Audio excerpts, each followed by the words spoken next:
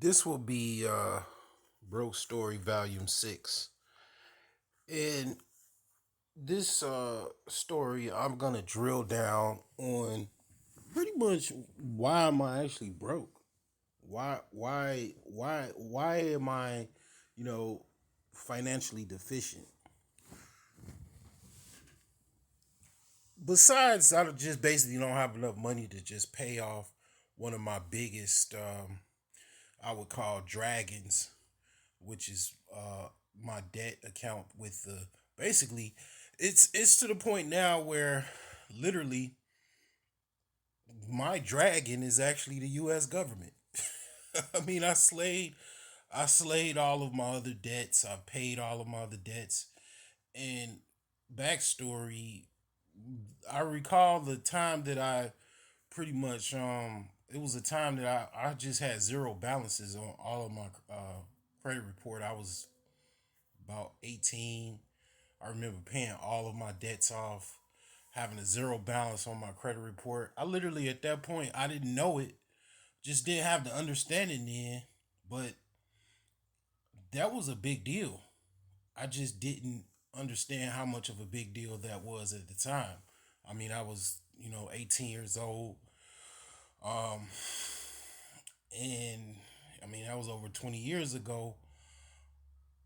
The culprit that I pretty much got enticed to, and this is where it goes into the whole debate of is debt for educational purposes a good trade off? And I have to say just briefly is that if you can stay away from debt as avoid it like the plague, it's gonna turn out better for you in the long run. Because one thing about student loan debt, I'm not the only one. I'm one of millions of people in America that have student loan debt. Actually, compared to some, I have, less debt than somebody that probably went to dental school or medical school or law school. I mean, my debt is about roughly 60 grand. Now, like I said, my advice would be if you can avoid the debt by getting scholarships, grants, getting funding where you can. Even in some cases, I'm sure people go to work and pay for college if you're able to do so. Because like the reason why I just pretty much own my faults as far as my financial faults and definitely broke is because basically, and I'm gonna start doing this more. I'm gonna focus on the freaking government because that's pretty much who I owe. I don't owe anybody else. I paid everything on. I don't have no city parking tickets. No, none of that. I paid all of that off. Even previously, I probably I'll get to that. But I filed bankruptcy years ago, and I had a lot of debt, and it was pretty much I believe a wise decision at the time.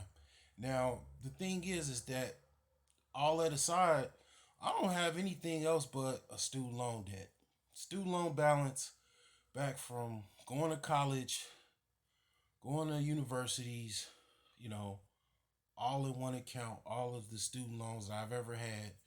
That's literally the dragon that I have to slay. Okay, that is, you know, what I have to focus on trying to do whatever I do. The ultimate goal is to, negotiate with the government basically so I can get out of debt, you know. So, that being said, like I'll repeat this again, if you can avoid student loan debt, it's gonna pay off in the long run. You know, however you feel the need to do so, or however you able to do so, it's just gonna pay off. Now, all that aside, like I said, when I was 18, I had a zero balance credit report. You know, I've even remember getting praise for that from family members. and I just didn't understand how valuable that actually have keeping that up was actually worth, because I was under the impression that it wasn't really a big deal. I really didn't know how much of a big deal that actually was until I got older. But it is actually a huge, huge deal, because people probably think, oh, he called himself broke because of blah blah blah blah blah. Well, no, it's just literally I just don't have a zero balance as far as what I'm entitled to pay. I have more debts than I have assets, as far as money and whatever other assets that I have. I just That's literally why I'm broke. That's why most other people are broke. That's why most of the people in the country are broke.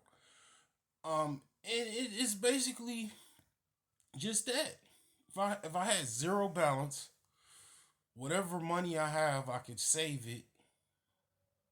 That would make me uh, wealthy, literally overnight.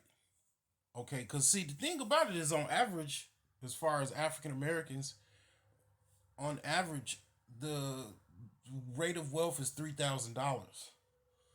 It shrunk from $6,000 in the 1980s to $3,000 in present time, because mainly because of a lot of economic um, events that happen. And the thing is that if you got $3,000, basically, uh, as far as accumulative wealth, meaning you have no debt and you just got $3,000 in the bank, you're richer than most black people in the United States. You're actually richer than most people, because most people have a negative debt ratio, meaning that they have more debt than they have actual money. So when a lot of times people that are very economically deficient, meaning they don't have a lot of money, they don't understand the value of the power position that they actually have.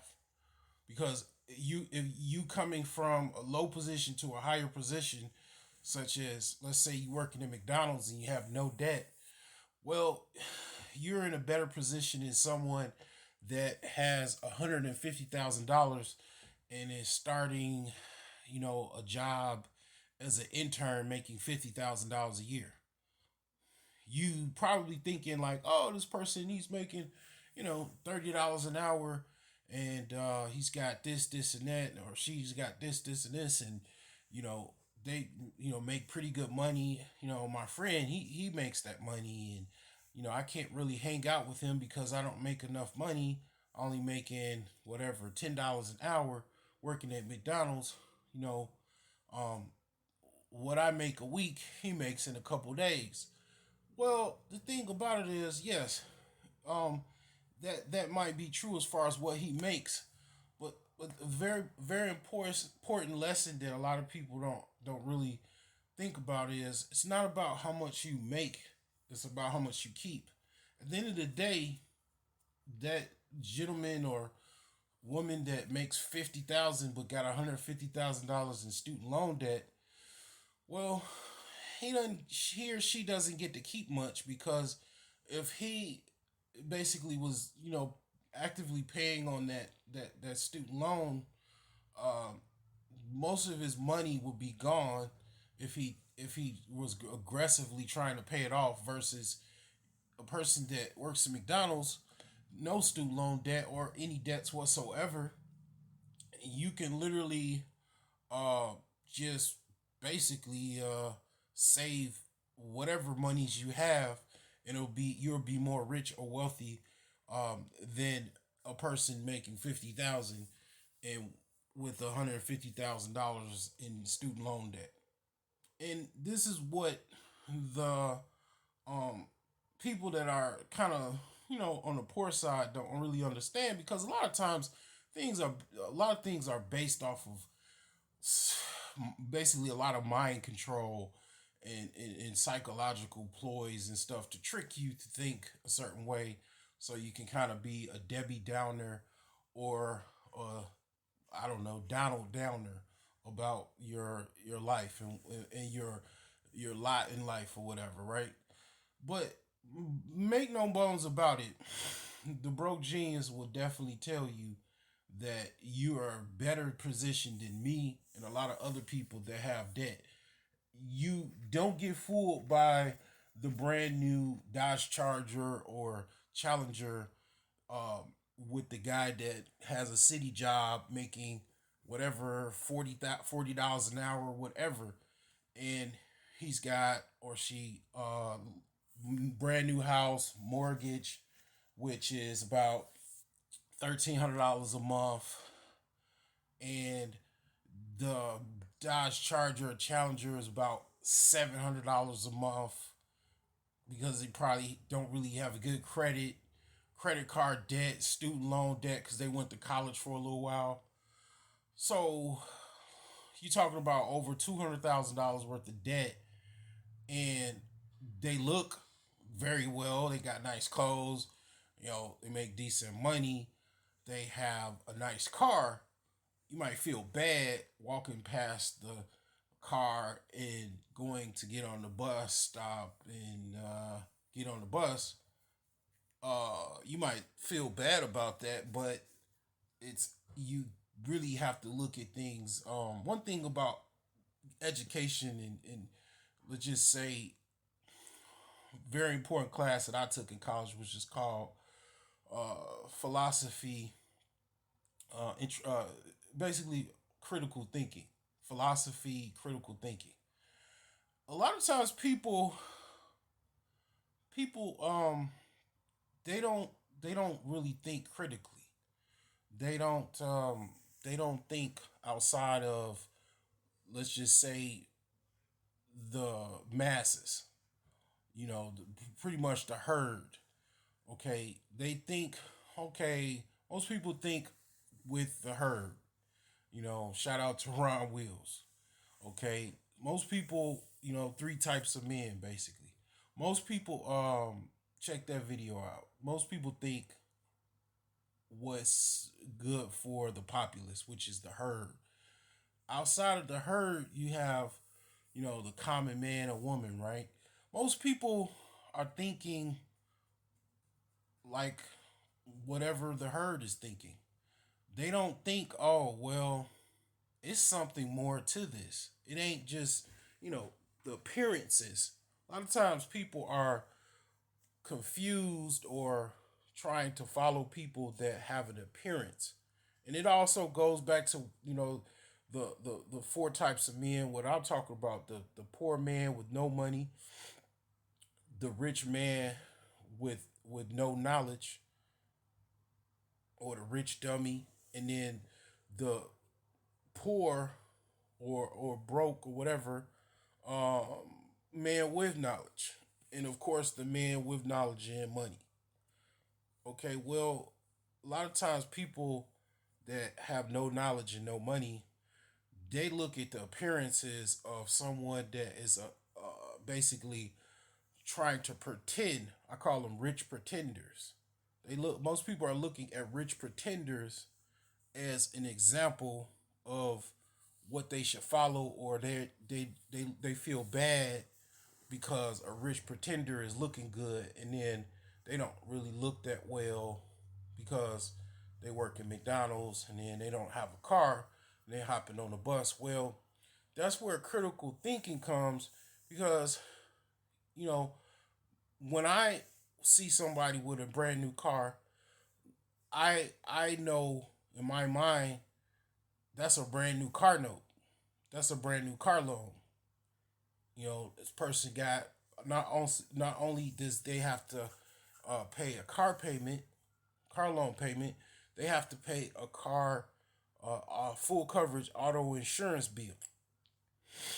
Okay, so I mean, a lot of times people don't think critically outside the herd mentality to get to the point where they actually understand is deeper than what you see as far as on the outer surface.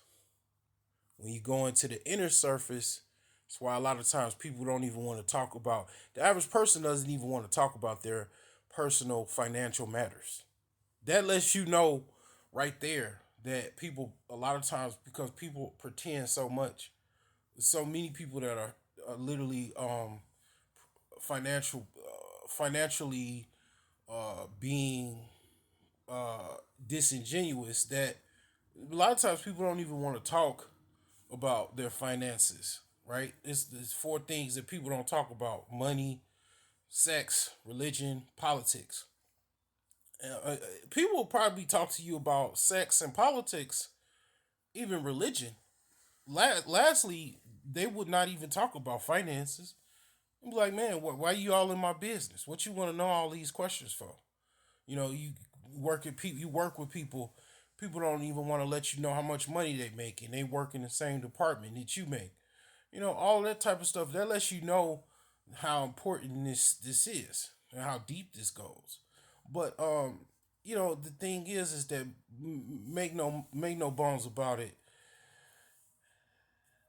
Had I got in the time machine and went back to my 18-year-old self, I definitely I definitely would have been more appreciative of that zero balance on my credit report, and I would have done everything in my power to keep it as such. Because basically, what did me in to make this short, to close on this story, volume 6 or whatever, is that what messed me all the way up would be definitely when I joined online school, which would be AIU online, and they gave me all of these loan packages, and next thing you know, boom! I mean, I got $30,000 to $40,000 in student loans on my account just to try to go to school online, which was probably like, this was about 2007. So online, going to school online was very new. It was a new concept. I jumped aboard it, and you know kind of jumped out the plane with a very buggy parachute. Okay, I mean that's the equivalent of that financial decision that I made. Uh, yeah, I've netted 14 plus years of you know IT experience from going to school and everything like that. But the thing is I definitely should have paid this off by then. I'm not gonna make any excuses regarding that. Uh, but the thing is that is definitely the dragon that is the reason for the season, as far as why I have so much debt, and I'm literally broke. And most people, whether they're admitted or not, are broke as well. I mean, literally, I'll even go deeper in the rabbit hole with you. I mean, pretty much the rich, in order to be rich and the uber wealthy, um, they literally have to, in order to kind of control. It's kind of goes into a control aspect. Let's just say, for you to be easily controlled, it's easier if you're in debt to be controlled versus if you're not. I'll let you go and do the research and all of that and drill down on that, but just think about that as a final caveat. Um, you know, and you'll see how deep this shit is actually is. But that's my story. This is volume 6. I'll just call this one, you know, my debt dragon. Okay, so yeah, this is definitely something that hopefully all you people that are thinking about going to college, are already in college and racking up loans. This is definitely a warning for you, and you know, hopefully there is some type of strategy that you can follow definitely check out the Millionaire Savings Plan, and I am definitely trying to leverage this dragon to slay it, and I should be probably out of this situation probably within I give myself about at least 24 months, and I'm trying to get rid of this debt, and I'll definitely be having a good celebration party on YouTube after I slay this dragon. So anyway, you guys have a good one. I'll see you on the next broke story.